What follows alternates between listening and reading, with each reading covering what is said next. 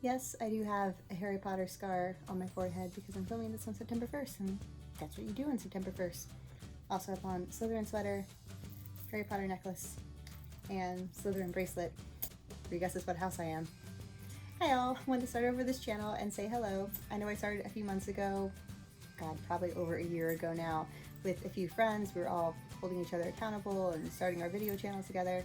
And I did not keep up with it for reasons I'm going to go into, but partly making this video to just say hello again, kind of force myself to restart, and explain why I stopped. So I thought I would start off easy with just the new YouTuber tag. So yeah, just gonna dive right in. The first question is introduce yourself. Which is not a question, but we'll let it go. I'm a writer, artist, and editor. I also do some performing and theater. Haven't really done it in a while, but hoping to get back into it. I'm hardcore into multiple fandoms, as I'm sure you can see behind me and on me. I do a lot of work as an activist for feminism and body acceptance and mental health awareness and LGBTQ spaces. I myself am bisexual and I have multiple mental health issues. I'm vegetarian, probably transitioning vegan eventually. In general, I'm just super into the arts and pop culture and fandom and nerdy things, as you can again see behind me. Probably one of like 5 people that still have Twilight things on their wall. Probably should apologize for that. Second question, where are you from? That is a long answer. I currently live on Long Island, New York, and I've lived in 12 states, and I think this is the 71st house I've lived in. Moved all over the country. 3, tell us 3 things about you. I write poetry.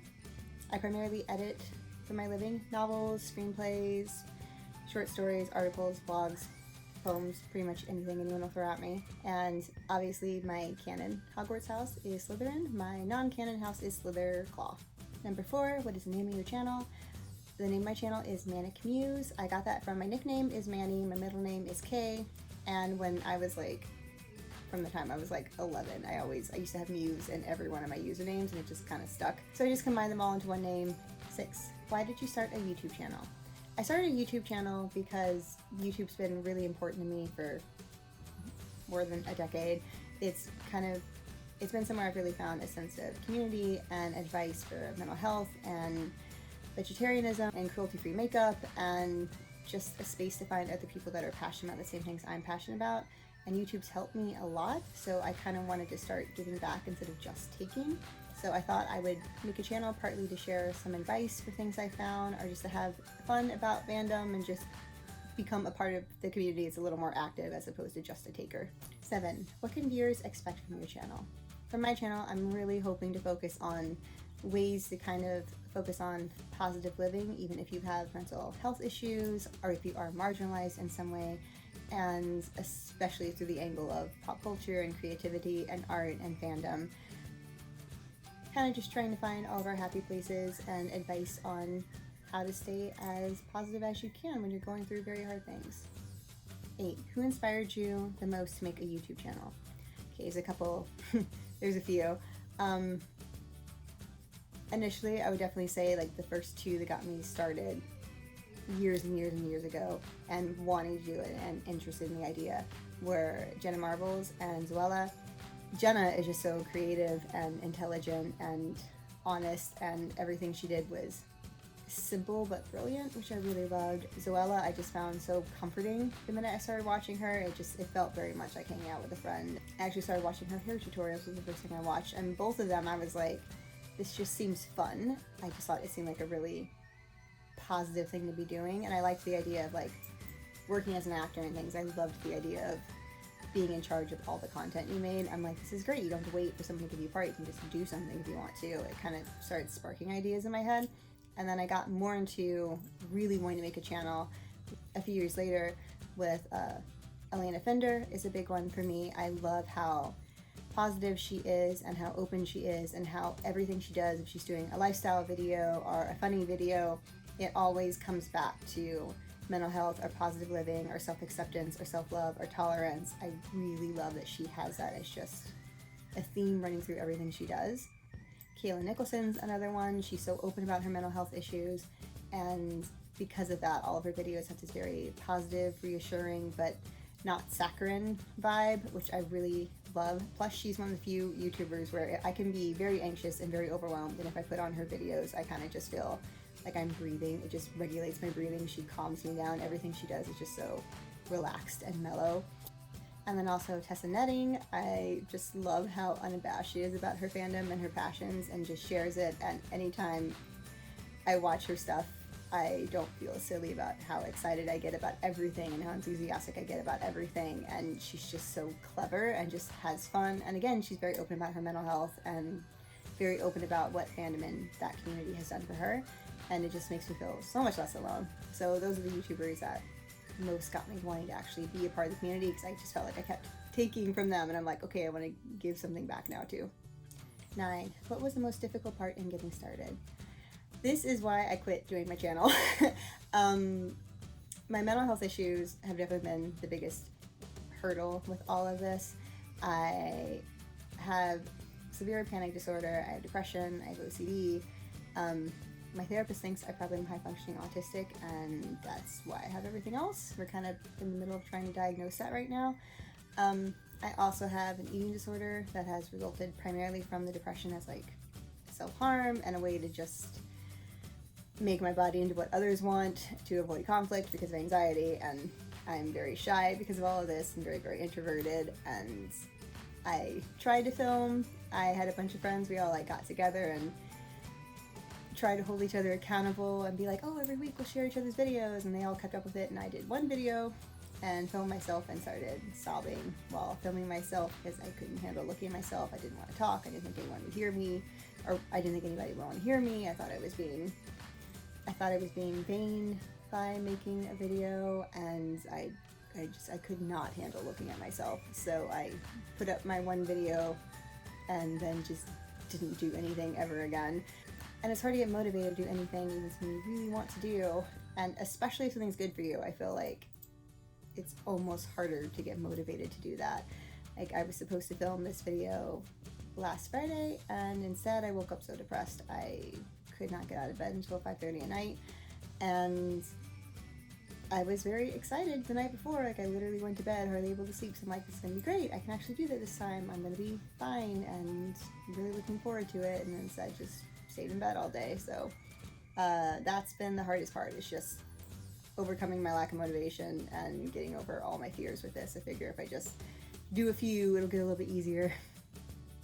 10. What equipment do you currently have? Not a lot. I'm filming on my iPad. Again, I just was like, you know what, just do it for the sake of doing it, because I always had an excuse to not do it, and equipment was definitely one thing. 11. What equipment do you hope to get in the future? I don't have any specific goals, just hopefully things that work well and are reliable and make videos that don't look completely terrible. 12. What is your favorite thing about the YouTube community? I really love how you can find small segments and really niche groups for things that are for people that are into things you're really passionate about. Like, you can always find people to talk about Harry Potter or vegan baking or cruelty-free makeup, or you can get as specific as you want, and there's almost always at least one other person who's passionate. It's so nice to not be restricted to just finding people in your area that love the things you love or that have advice to share on a problem you're having.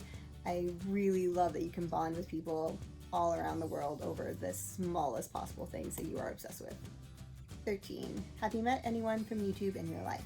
I have met some, not a whole lot. I was lucky enough to meet Hannah Hart at NerdCon a few years ago, which that was amazing. I cried too much. I got to take an acting for the internet class with Tessa Netting and Joe Moses, which was just beyond fun. That was fantastic, and I learned so much. Other than that, not really. I have some friends that do YouTube, but I consider them more friends than like YouTubers I've met. 14. Who are your 3 favorite YouTubers? I don't want to pick. Like, it's those YouTubers, and I kind of want to just merge them all together. 15. What is your favorite genre of video to watch on YouTube? I really love just watching general lifestyle vlogs. Those are my favorite. There's a lot of other ones I love, but I really love just watching videos with someone that you've gotten comfortable with and just watch them go about their day-to-day and being honest about what they're going through and feeling. Because I work from home, it's really nice to have that on in the background sometimes. It feels like having people at home with me, especially if it's people I'm really comfortable with, or even vlogs I've already watched. I can just be like, oh, voices in the background, this is great. I could also count just Vlogmas videos in general on that note, because I am very, very hardcore obsessed with Christmas. So calming vlogs about Christmas is kind of my heaven. 16, describe your dream YouTube collaboration. Oh, with any of the people that inspire me, obviously that would be phenomenal. I also I multiple times will have fantasies while singing that I get to do a duet with Thomas Sanders, so we'll add that to the list as well. And then obviously John or Hank Green, because John Green especially is just such an overall hero of mine. I love the fact, like, anytime I'm like telling people what like my life career goals are, I'm like, I'll just be John Green. That sounds perfect. Like, YouTube and a family and writing and his podcast and all the charity work he does, I just want to steal his life. So getting to work with him and just be around him and absorb some of that energy would be amazing. 17, what part of the video making process is your favorite? Probably brainstorming ideas. I love coming up with ideas and trying to think about what can be done, and I love bouncing ideas with my friends, like videos we want to make together. Probably that initial idea hunt.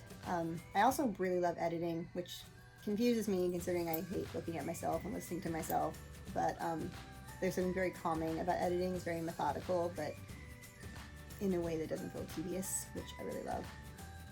18, what do you hope to learn through the journey of becoming a YouTuber? How to not cry while looking at myself would be great. 19, what are your goals for your YouTube channel? I would love for this to be a place where I felt comfortable expressing myself as opposed to terrified like I feel right now. And if I could just make one other person feel comfortable or not alone or a little more hopeful, that would be phenomenal, because it's done that for me, so I'd love to be able to do that for somebody else. 20, give us 3 reasons to subscribe to your channel. I will probably be posting a lot of my own poetry on here, which I'm excited to share. And I'm likely going to be doing Vlogmas this year and hopefully going to New York City and doing a bunch of fun things in the city for that. So hopefully that'll be really fun content. And also, let's be real, if you're watching this video, you're probably a really good friend of mine. So please subscribe.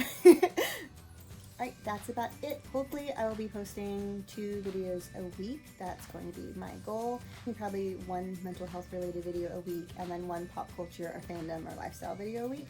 So that is a plan right now. Obviously it could change because it's just starting, but right now I'm thinking probably a video every Monday and Friday, mental health and pop culture. Thank you so much for watching. Hope to see you around here again.